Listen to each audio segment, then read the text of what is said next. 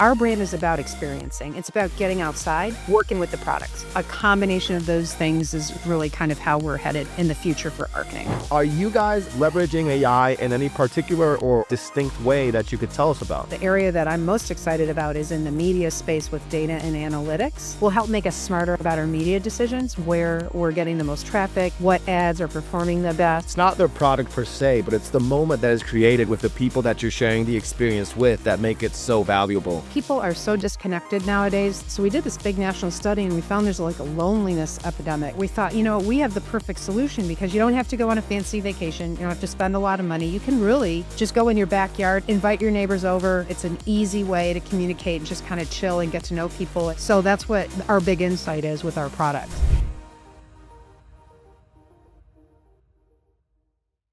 Hey everybody, welcome to the show. My name is Andres Figueira and I'm going to be your host for the day. This show is brought to you by the Global Talent Company, helping fast-growing teams hire exceptional remote talent from Argentina, South Africa, and beyond. We connect companies with world-class professionals who bring skill, reliability, and a global perspective to every role. And just for our listeners, we're offering an exclusive 10% discount on your first hire. All you need to do is visit globaltalent.co, click Start Hiring, and mention the podcast listener discount when we reach out. And today, with me here, I am speaking with Liz Vanzura, Chief Marketing Officer at Solo Brands, a platform with distinctive brands built around experiences that form memories and connection to people, places, and the natural world. So with that said, Liz, welcome to the show. It's a pleasure to have you. Yeah, thank you. So excited to be here. Yes, we are very excited as well. And just so that we can hit the ground running, Liz, and make sure we get the audience a bit more in context, would you be able to tell us further about your background, how you came to be CMO of Solo Brands, and maybe what Solo Brands is in your own words? Sure. Just a little bit of background on me, like most marketers. I've got a pretty broad background. I started in the automotive business. So my start in marketing, which I fell in love with, really was Volkswagen relaunching the Drivers Wanted campaign, bringing the new Beetle back way back when, and launching that. That's where I started. And then Hummer and Cadillac. So I was CMO for all three of those brands. Various stages of either a turnaround, like in the case with Volkswagen at the time, VW was deciding if they were going to stay in market or actually go out of business in the States, believe it or not. And then Hummer launching it from a military version of the Humvee to bringing it to market as the Hummer as it is today, and then Cadillac. So started in automotive, then moved to Boston and went into all different kinds of consumer brands. Most notably Boston Beer, launched the Truly Spiked and Sparkling brand with the team, and then also Fanatics. Worked on a variety of projects for about 3.5 years with the Fanatics team. So big background in consumer.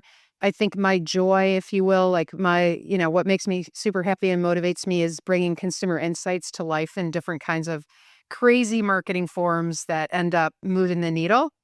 And so I love go-to-market and selling things and, at my heart, making consumers happy. So that's what I love to do. That is amazing. And then in terms of it's so cool that you work with Volkswagen, Hummer. Those are some big names. That is crazy. And then how long ago did you actually enter to work with Solo Brands? So I've been with Solo now about almost like a year and 4 months or so, a year and a half. I started on the board. I was put on the board, in a situation where we have to sort of a turnaround situation. It's very public that, we're trying to get the company back on track where it was before. And the board asked me to help out as the CMO interim and then ended up making me an offer to stay and help run the marketing. So I'm both on the board and running marketing. And in terms of what Solo Brands is, I saw that when I looked at your page, it's like an umbrella brand for some other more specified certain products, right? Yeah. I am the CMO for Solo Stove, which is the smokeless fire pit. And we are in the middle of sort of transforming the company from literally the world's number one most popular smokeless fire pit to beyond and a backyard premium experience. So we now have a new griddle that we launched, a pizza oven that most people that have Solo Stoves don't even know we offer, a new cooler, and other products that we've entered the market. So we like to call it, we're trying to own the backyard and provide action experiences, so which kind of centers around the pit. I like to say we might sell smokeless fire pits and we're known for that and the market leader, but really what I sell is togetherness. People love gathering in the backyard, and especially in this crazy time right now with all the hassle and things that are happening in the world, people like to chill in their backyard, and so we're a product that lets you do that. Wow, it's amazing that you're able to pinpoint that fact that it's not their product per se, but it's the moment that is created with the people that you're sharing the experience with that make it so valuable. And it's nice being able to adapt and put that emotion with the product, because then people understand it a lot more and you have more consumers, because they obviously, who doesn't like to have a grill or just sit in the backyard and have a nice time with family, friends, or anybody who you're gathering with? Like, I totally understand the angle there. Yeah, and we did a study last year. There's usually behind every brand and what you're trying to bring to market, there's always a core insight. And ours was that, this world has gotten people are so disconnected nowadays. Kids are on cell phones, everybody's on social media. Parents are texting their kids to come to dinner. You don't even know your neighbors anymore. And so we did this big national study and we found there's like a loneliness epidemic and people just not really really connecting with their neighbors, or really kind of have feeling like parents are not spending enough quality time with their kids. And a lot of that we thought, we have the perfect solution because you don't have to go on a fancy vacation. You don't have to spend a lot of money. You can really just go in your backyard, invite your neighbors over, have a glass of wine around the pit. It's an easy way to communicate and just kind of chill and get to know people and take the phone down, relax a little bit, just kind of be yourself and connect. And so that's what our big insight is with our products. Liz, in terms of where you guys sell like the smokeless pit or maybe the other products, is this available throughout all of the US, or is it certain states, or can you also buy this abroad internationally, or is it only in the US? Yeah, so we are all over in the US. Not only do we sell on solostove.com, we also sell on Amazon and major retailers. So you can find us in Ace, you can find us in um other areas, retailers. And then in the international, we are big in the UK, Germany, Australia, and Canada. So the UK and Canada are two of our biggest markets, and we're growing internationally. A lot of people are discovering the same kind of insights there that we have here. Now, albeit tailored towards maybe a smaller backyard or a more urban area, but that's definitely we're finding that similarity. Okay. And are there plans to keep on expanding then to even other countries, or are you trying to just make sure you have these markets dominated, for lack of a better word? But is it like you're trying to keep your, what's it called? Trying not to bite off more than you can chew? Yeah, we're expanding internationally and basically we'll offer wherever we see growth. We are seeing growth in various areas there, but those are the primary areas that we're focusing on in addition to our retailers. Of course. No, I think about it because I'm located in Argentina and the barbecue culture here is very big. And I just think about a smokeless pit included in the asados that the Argentinos do. And it would be a very good match, in my opinion. Well, interesting. Well, we hired, we're looking for people to help us expand. But yes, if there's opportunities that we're seeing, we plan a big push in both retail this year as well as overseas, internationally. Okay. Okay. If I Yeah. see one of those fire pits there, I will not hesitate to get one. And like I said, with retailers, we're working with Lowe's and Dick's Sporting Goods and Costco and, lots of different big box stores here that have us and have had us for a while, and partnerships there too. Because one of the things we're finding, of course, like most marketers, awareness is our biggest challenge. Just getting out to as many eyeballs as we can, letting people get exposed to us, because once they do, our satisfaction is through the roof. We have a really high net promoter score. We have 3.5 million customers in our database, loyal customers. They are fans of the brand. So once you have a Solo Stove and you do a smokeless fire pit experience where you're not like dodging the smoke or smell like a campfire afterward, people just love it. It's a great way to chill. And so yeah, the more people we can spread the word to, the better. That's so cool. And Liz, do you have any example of a campaign you've run for the Solo Stove that really worked well, that allowed you guys to get even more eyes on you and just make sure that the awareness was increased? Yeah, so there are a couple of examples. In the past, we're probably best known for the Snoop Dogg campaign, raised a lot of awareness. It was called What Marketing. It was the whole stunt about him stopping smoke and us being smokeless. And that raised a lot of awareness and was really That great. was you guys? I know Yeah, that campaign. It was so yes, funny. Everybody was like, "What's yes. wrong with Snoop?" I know, right? So that was kind of a viral moment for us. But then post Snoop and trying to translate that into sales into what really matters, like family campaigns. We actually went to New York based on that research I was quoting about the world feeling a little disconnected and isolated. We did two or three programs. One was in New York last September during National Family Day, where we went outside of Grand Central Station. So really the most chaotic place in New York, right? And we set up an oasis, a backyard oasis where people could make s'mores. Who doesn't like to make s'mores? Could chill and have we called fireside chats and just kind of right outside of Nutsoville, New York. And Good Morning America featured us. We had a 3-minute segment with them about, the importance of connecting these days and real conversations and non-AI and putting down the phone and, kind of bringing your kids into the mix. And also had a conversation about the health benefits, like staring in a flame for 40 seconds, and we have really mesmerizing flames. We have patented our flames. Oh, Takes wow. your health and all your benefits, like sort of your blood pressure down and your serotonin levels up. And there's health benefits to that too. And we had chats with that with a expert from Harvard and Penn, who told us and talked to us about that. So we did that cool little stunt in New York. That was fun in September, and then we continued it. We did one with most recently with the Super Bowl with the Players Tailgate, and in that one because we were featuring our griddle, which is our new steel fire griddle. We had a called Squash the Beef campaign where rival teams had beefs or people could submit what their beef was, and then we literally smashed it on the griddle. And so we had our beef board. And so people came to our activation, and mine personal one was I'm a big diehard Detroit Lions fan, and somehow they never make it in the playoffs. And they only made it, once or twice, and it's like Dan Campbell. So anyway, we squashed the beef, but we had a lot of players and a lot of fans like interact with us on that, and also get a chance to have a great smash burger because our griddle is phenomenal and it's a brand new product, and it gave a little product demo. So I'd say that was a really wildly successful campaign. We're still running now with Squash the Beef with our griddle. So it's been a combination of experiential marketing and advertising and kind of word of mouth that our brand is about experiencing. It's about getting outside and working with the products. So I think a combination of those things is really kind of how we're headed in the future for marketing. But when you have such a good product and you are so sure that it works so well, it really turns more into just being able to put yourself in front of the consumer and just proving that it's an excellent product. And then if you're telling me as well that the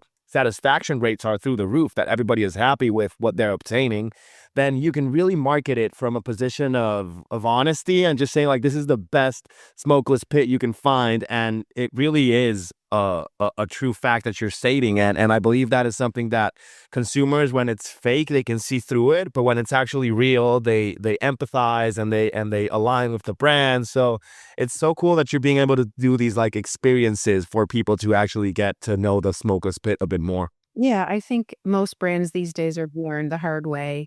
You got to have your strengths and your weaknesses out there. So if there's things we got to work on, we're all about listening and working with our customers. We have a voice of the customer meeting, like most brands do, where we go through our ratings and reviews, and we really take that seriously. So yeah, it's been a lot of fun. We also have some other fun partnerships. Like as we've been expanding our lineup, a lot of other brands have come to us and said, "Hey, we love tailgate culture too, so can you come here?" And so we're interested getting into the music side of the business. I think will be fun. It's just a natural singing and, playing guitar around the campfire is an natural for families, and just very cool. And sports, big time NFL, college football, tailgate is us. We're built for that. So we're really excited. And if you think about it, the tailgate culture, somebody who likes to entertain, have their friends over, same guys that love to entertain and tailgate. So we're really honing in on that as our market, and that's our kind of source of truth. and letting people know about us. And then they're like, oh, I didn't know you guys made a pizza oven. I didn't know that you made a griddle. And we have a cooler too, which is so fun that it's an ace. Our engineering team is fantastic. They're such talented product engineers, and they made this cooler where it mists you and air conditions you. So in addition to cooling the cans, you can use it. So if you're in Dallas and it's 100 degrees outside at a baseball game with your kids, you can mist the kids and you can use this little hose where it ACs you. So super popular. We Wow. just debuted a smaller version of that at South by Southwest. But a lot of people, we need to spread the word that we have these products and then let customers be our advocates. And also I would love to know, Liz, because like I hear everything you guys are doing and it sounds so good and it's like a big endeavor, but how big is Solo Brands as a company? Like how many people do you have helping you out in the marketing department or maybe just the whole company as a whole? What size is it? So we're I call it a lean, mean marketing machine. We have we have a small group of very dedicated, passionate people on the team. My team is probably about, I want to say 20 people. And then partners that we bring in as we need them. So we work with experiential partners when we're doing a bigger activation or ideas if we need to. We'll reach like the Martin Agency, obviously came up with the whole Snoop Dogg campaign. And we have other local agencies, actually one in Boston called Fuse that we use when we are looking for ideas. So we're sort of a scale up when we need it brand. And I mean, nowadays, a lot of companies are being lean that way and using people when we need it. But yeah, so we're not a very big brand in terms of the amount of people, but I call it punch above our weight. I also agree with that. I'm seeing is that the company remains lean, and according to the situation that is presented, then they expand the team fractionally for a few months or anything like that. They get that project done, and then it goes back to being how it was. But Liz, and also, we would love to know: is Solo Brands a remote first company, or do you guys have headquarters in different places where you get to go to the office and actually work physically there? Yeah, so we're out of Dallas and big emphasis on being in the office when we can, but also recognize that when we need talent, and if the talent is remote, we will bring them on the team. So we have folks in Dallas and Grapevine, a phenomenal headquarters. If you walk into our headquarters, it's like an REI. Because our other sister brands are Oru and Isle and Chubbies. And so Chubbies is as you probably know, a men's apparel brand. We also just launched Cheekies, which is a women's swimsuit brand. So if you walk in, it's like a studio with all these swimsuits and kind of men's and women's like all over. And then we do inflatable kayaks and paddle boards as well as other products. So that's Oru and Isle, which are the paddleboard and kayak that we sell. And so it's a really that those are our sister brands with Solo Stove. And it's a really outdoor lifestyle. So we do promote that. It's fun to see it. We love being in Dallas. Our CEO is a big believer in being together. Our team loves being together. So, if we, having said that, we also realize sometimes the best media talent or others may not be, all in the same area. But yeah, we're trying to centralize as much as we can in Dallas. And in terms of also I always use this as a segue to enter into this other topic that is trending right now, which is when we speak about teams nowadays, it's being very linked to AI as people feel that AI is here to take their jobs. I am personally disagree with that notion, but I would love to know, Liz, are you guys at Solo Brands leveraging AI in any particular or distinct way that you could tell us about? There isn't a company that isn't talking about AI, so we are a very AI forward company. In fact, if anything, we're pushing it, and I'm excited about it. Not because I believe it's going to replace jobs at all. I think it's just going to make the jobs we have better and more fit and focus on the things that we want them to focus on, and not on the dreary things that take too much time.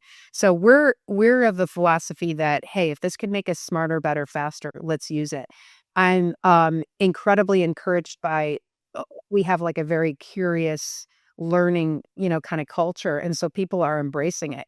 I'd say the area that I'm most focused on right now, there's like four key areas that we're working on.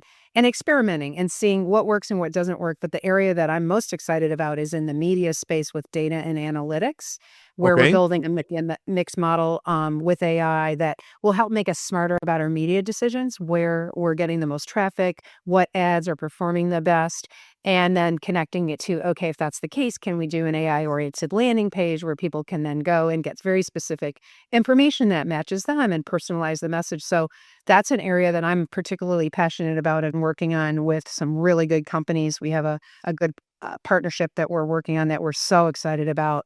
And with Claude now coming out, it's making it so much easier to get into the agentic space where then it can take it. I like to call it like digital teammates. You can take those, make it into like little, we have a digital genius teammate on our site called Ember, and we're training Ember on what fire pits are best for you, and she can help you through the journey. And, so we're trying to do more things like that where we make it more personal, but it helps us and helps sell the product to us and eventually makes us just more profitable and better. So yeah, we are leaning big time into that where it makes sense. And as it should be done, because I feel some companies are shying away from AI or trying to adopt it, but thinking it's going to take their jobs, when I also believe it's actually just going to elevate us and help us optimize our times, make us more efficient, and actually just take away some tasks that you don't have to do anymore, just so that you can focus on what matters most, which is human judgment, and just making sure that what the AI is analyzing, you look through it and understand it and then apply it in your own way. But it really is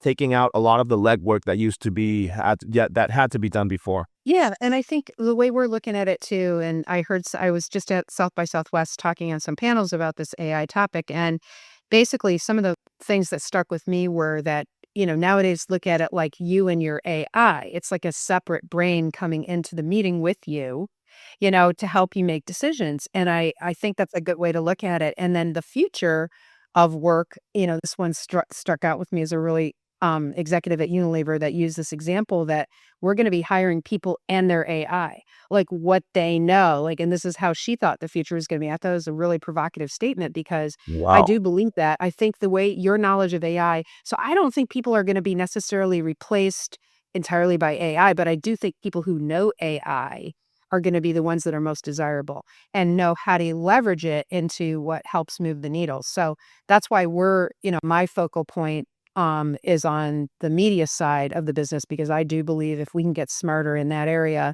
it's going to help us, and particularly our challenge of getting in front of as many eyeballs as possible. So yeah, it's on the other hand, I do think there are other companies that are starting to see that sometimes when they're using it too far, like Klarna is a really good example. I'm sure you've heard of this it's an international financial company that it's like a pay later kind of model, and they were very known. There's a Harvard Business School case on adopting forward. The CEO is all about AI, but then he replaced his customer service area with all AI agents and ended up now going back to hire people because it wasn't working as well as he thought. So, like everything, I think we're all kind of learning, where does it work? Where does it not? What should we lean into and what goes too far? And Liz, the last question I have before we do close up the show is, seeing that we're almost finalizing quarter 1 and 2026 is flying by, what are your top priorities or your top number one priority for the end of this year with Solo Brands as the CMO? So we're going to be we just talked about it on the medium model mix and getting that properly incorporated into our AI project. That'll be my top priority because I think that's going to just make us better, faster, and smarter. And I'm already seeing it. So I'm super excited about that. I think also getting the word out about our new products and launching those properly, because we're just in the middle of it. So that's, a huge priority for us. And then, developing our team and, always optimizing our team according to what our priorities are. So those are the big ones that are on my list. Amazing, man. Yeah, it's leveraging AI. It's making the brand have more exposure, and I believe those are the proper steps to just have Solo Brands keep growing and keep having the success it is having, because it really is and sounds like an amazing quality of products that you guys have. So congratulations on that, Liz. Very, very happy that you were able to come on the show with us, tell us your insights, your story, and all about Solo Brands. So really appreciate it. Yeah, thank you for inviting me. I really appreciate it. And yeah, we're gonna have to help you deck out your backyard. But with that said, Liz, once more, thank you so much. And to anybody who is here with us as well, thank you for hopping on the show, for coming to learn about all the different personalities that we're bringing on and all the different industries that we are seeing. So with that said, have a good one.